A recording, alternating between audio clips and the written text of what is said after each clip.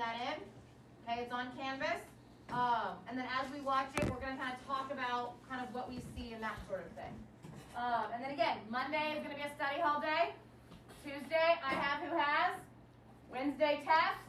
Thursday, test corrections. Friday, fun day. Friday, fun day. In case y'all are not here, I'm not scheduling anything. Yay. Feel free to not show up. Okay.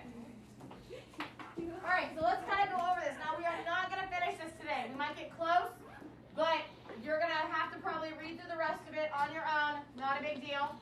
Okay, getting ready for agriculture tomorrow. So soil erosion is a big threat to farming and agriculture. They need soil to grow crops. If the soil erodes and moves, there's nowhere to grow soil. So these farmers truly understand and see the value in their land. Okay, and family farms respect that.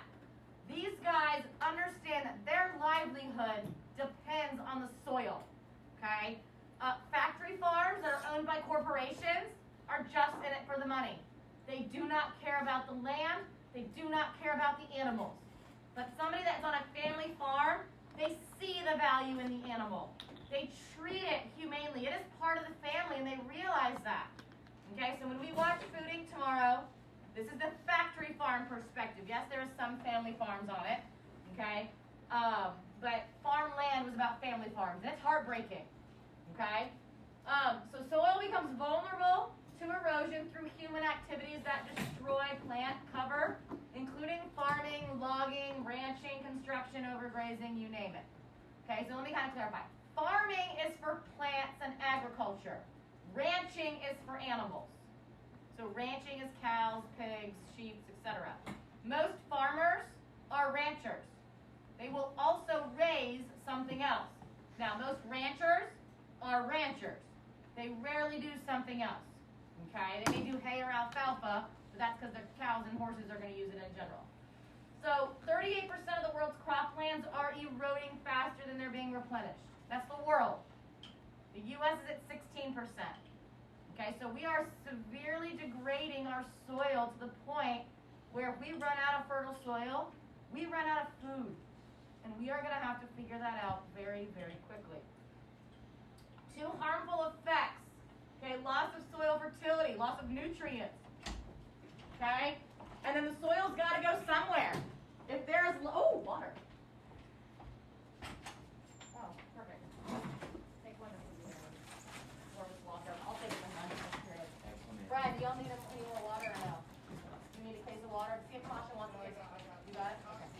She does? Here, take one to Miss Walker. Go. Right there, that door, right there. No.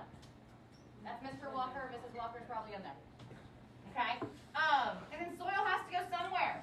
So where it leaves the farmland, it may go downstream into a river. Okay, so it's going to impact ocean organisms or clog irrigation canals. Okay? So it could be a problem. And again, depending on where you are, if you're not near a body of water, we're going to talk about the other implications that erosion is going to have. And that's going to lead to what we call desertification, which is the creation of a desert. So, like I just said 2 seconds ago or whatever, soil erosion is only about 16 times faster in the U.S. than it's being replenished. It's still not great. Okay? But that's because we are farming and farming and farming and farming, and we're not thinking about what happens if we run out of soil. What happens if we run out of fertile soil? It's going to turn into dirt. And that's a problem. Okay? The Food Security Act established standards for reducing erosion. It gave these farmers help in how to till, how to farm without truly compromising the soil that you need. But again, family farms understand that. Their livelihood as a family depends on their soil. They treat that soil with as much respect as they treat each other. Factory farms, Cargill, Tyson, Smithfield, Purdue, they do not treat their soil and their animals with respect. Okay? One of the biggest things that we can look at is something called the Dust Bowl. Back in the 30s, okay, the Midwest was heavily eroded from drought and caused massive migration away from that land area. Now, slowly over time, those nutrients have come back and we've been able to get that farming back, but but still, you're talking almost 100 years later. Okay, so it's a very